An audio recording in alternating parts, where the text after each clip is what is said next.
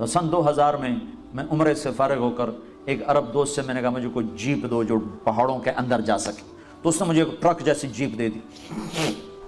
میں ابوا پہنچا تو وہاں لوگوں سے بات کی، پاکستانی ملے، ان سے کہا بھی کوئی ہمیں لے چلو ادھر قبر پر، تو انہوں نے کہا جی ادھر جو جاتا ہے اس کو پولیس پکڑ لیتی، تو ہم معذرت خواہ ہیں، ہم نہیں جا سکتے۔ تو میں بڑا مایوس ہوا، تو واپسی کر لی۔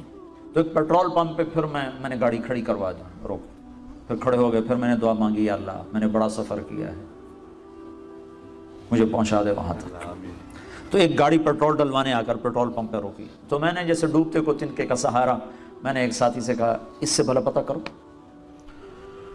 تو وہ اس کے پاس جا کر کہتا ہے بھائی آپ کو حضرت آمنہ کی قبر معلوم ہے؟ کہا جی معلوم ہے۔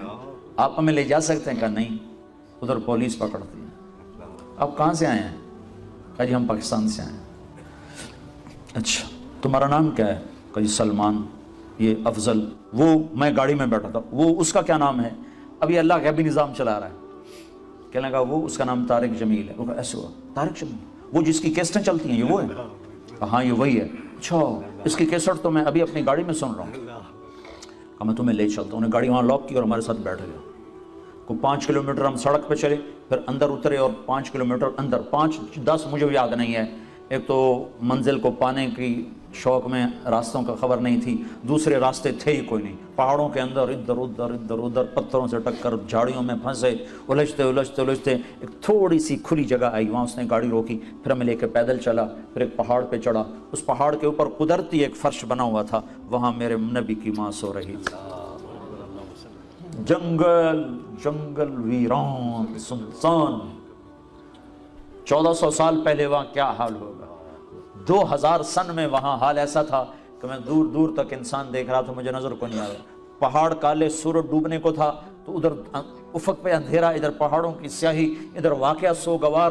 میں نے بڑے بڑے سفر کے، میں بیت اللہ کے اندر 2 دفعہ داخل ہوا ہوں، لیکن میری وہ کیفیت نہیں بنی جو حضرت آمنہ کی قبر پہ میری ہے۔ ہائے ہائے ہائے، کاش تم دیکھو جا کے، تمہیں اوسلو کی وادیوں میں کیا خبر، تمہارے نبی نے کیا کیا دکھ دیکھے۔ 6 برس کا بچہ اور ماں نے بازی ہار دی، ہارٹ اٹیک ہوا، غالباً ہارٹ اٹیک ہوا، پتہ نہیں کیا ہوا، چونکہ اچانک موت تھی، تو ہارٹ اٹیک ہی سمجھ میں آتا ہے کہ بولا نہیں جا رہا تھا۔ مجھے ہوا ہے اٹیک مارچ میں، مجھے معلوم ہے کہ وہ کیا کیفیت تھی، وہی کیفیت کتابوں میں حضرت آمنہ کی لکھی ہوئی ہے، تو اس لیے میں اپنی طرف سے اس قیاس کر کے نتیجے پر پہنچا ہوں کہ غالباً ہارٹ اٹیک تھا، کہ آپ سے بولا نہیں جا رہا، مجھ سے بھی بولا نہیں جا رہا تھا، بالکل درد کی شدت نے میری زبان بند کر دی تھی، تو وہ حضرت آمنہ پر درد کی شدت ہی، بولا نہیں جا رہا تھا، اور میرے نبی